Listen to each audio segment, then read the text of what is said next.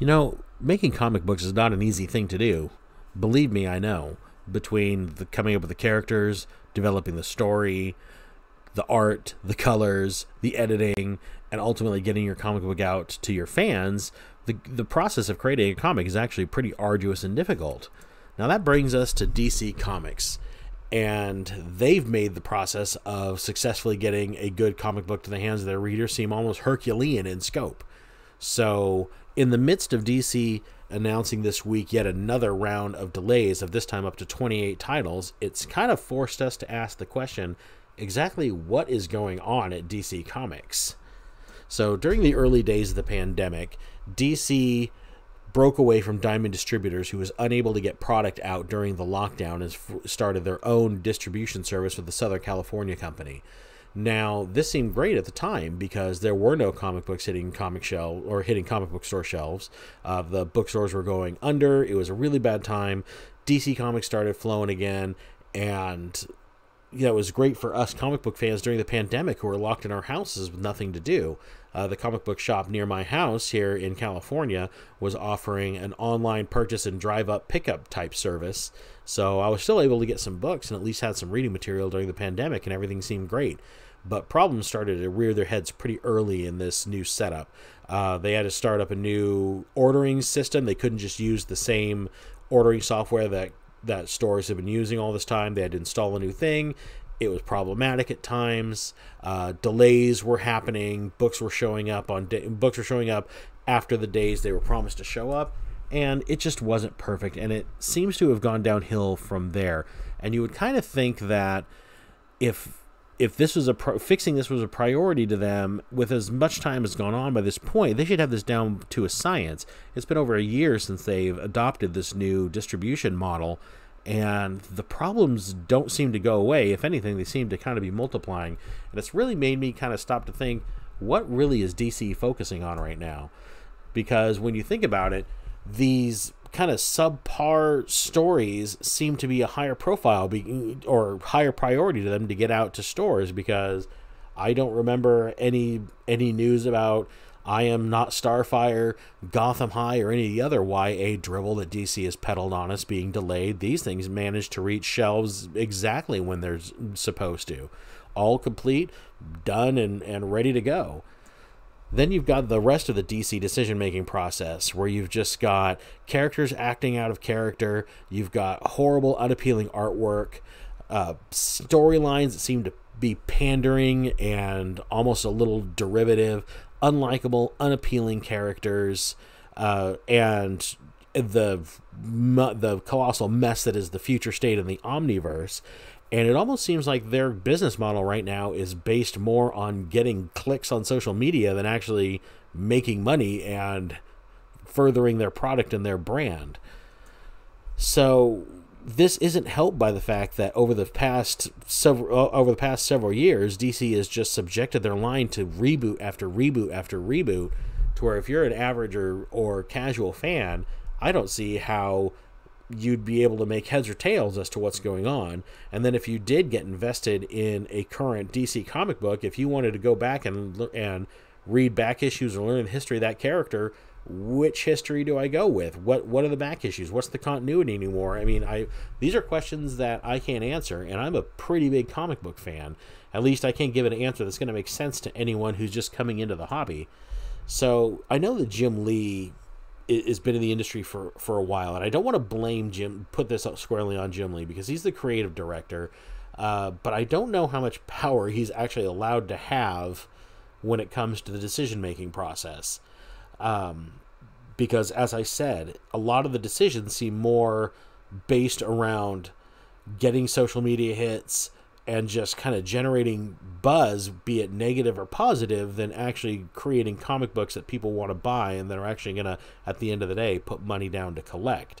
I mean, Jim Lee's been in the industry for a long time with DC, Image Comics, and Wildstorm before that, and Marvel before that. He knows how this works, and he's proven and he knows how to create a comic and a product that people are going to enjoy.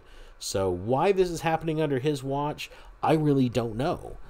Are his hands tied, or is he being constrained by what the heads of AT&T and Warner want him to do, or are these decisions of his own making, or is he just kind of letting the inmates run the asylum while he just kind of sits back and focuses on what he wants to focus on? I really don't know the answers to these questions, but I know that in the latest DC catalog, 2/3 of their line are just new Batman books.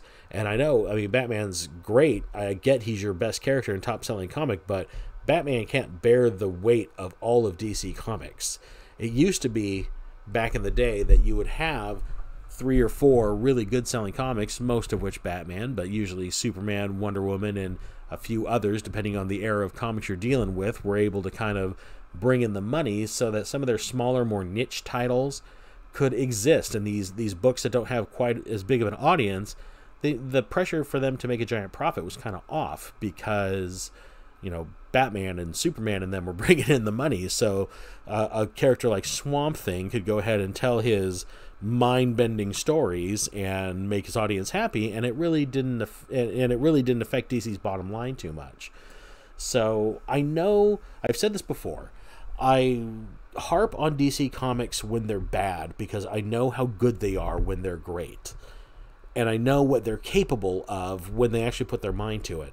And so what does DC have to do to pull themselves out of this? Well, I mean, obviously, first of all, they've got logistical problems that need to be the focus of attention. If their current distribution model is going to be ripe with delays, problems, and broken commitments, then that needs to be the top priority, and that either needs to be corrected or changed.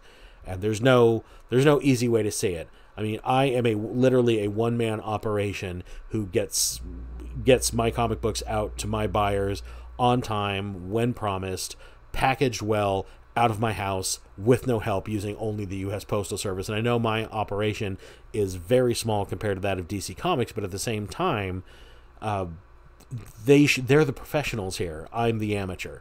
So the fact that I can get this done and they can't, especially when they've been doing it successfully for over a century, that says something.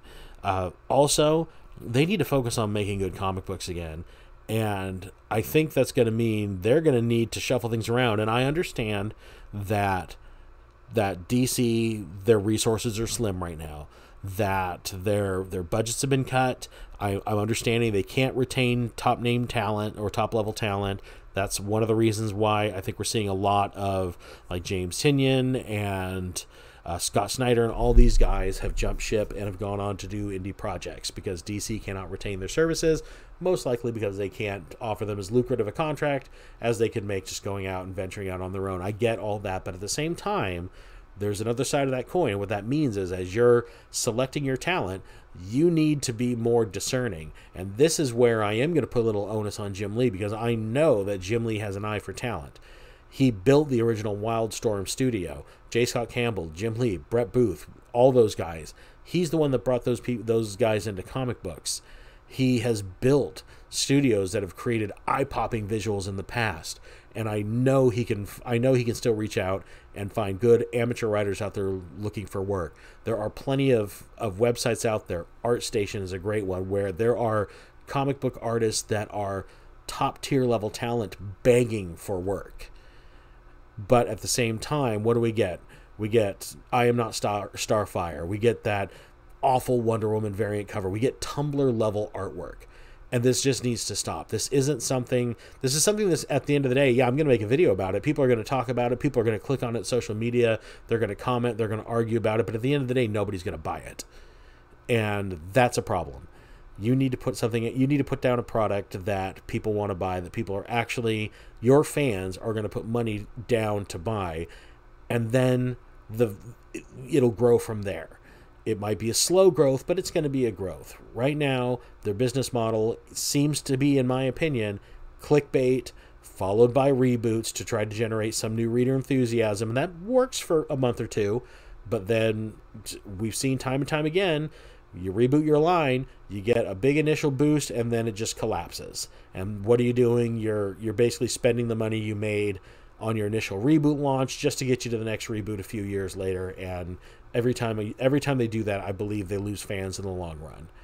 So What can DC do to fix itself?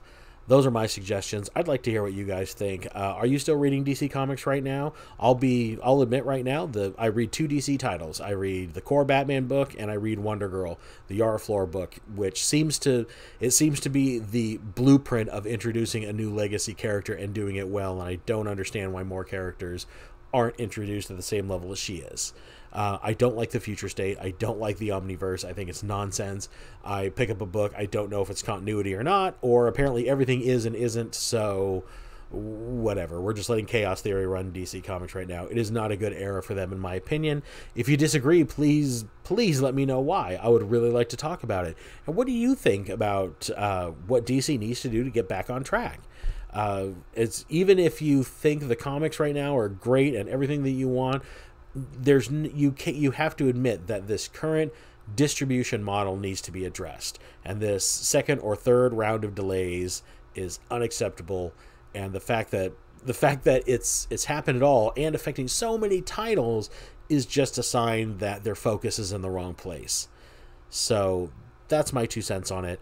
And I just felt like it was time that we gave DC a little bit of tough love and kind of had the talk. So let me know in the comments below what you guys thought of this video, my opinions, and while you're down there, please hit like and subscribe. Share the video. It really helps me, helps the channel grow. Again, subscribe if you're not already a subscriber. I really appreciate it. The channel's really grown the last couple of months, and I thank you all so much for that. And thanks for hanging with me on this just kind of ranty, I wanted to get this off my chest style video. And I will have more for you next week, and I'll see you then. Bye.